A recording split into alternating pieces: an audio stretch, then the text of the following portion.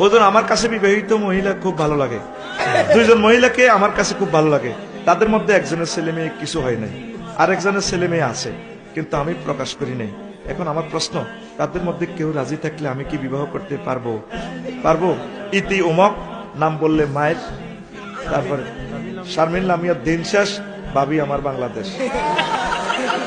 ভুল হলে ক্ষমা করবেন। হ্যাঁ প্রিয় বন্ধু, আপনি সুন্দর প্রশ্ন করেছেন।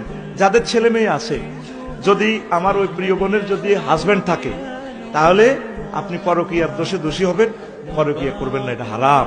আর যদি দুইজনের স্বামী যদি না থাকে, আপনি বিয়ে করতে পারবেন। আপনি বালেক পুরুষ হলে আপনার পিতামাতার অনুমতি লাগবে না, নারীদের বেলায় অনুমতি লাগবে তাদের। তবে আপনার আম্মা আপনাকে লাড়িলে দিয়ে এনে দিবে, হুত তুই বুঝি ইডি করলি।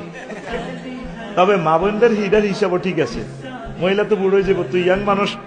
কারণ ধর আমার প্রেমীয় গাড়ির লোকের নতুন গাড়ির লোকের নতুন গেয়ার, ঠিক আছে নি?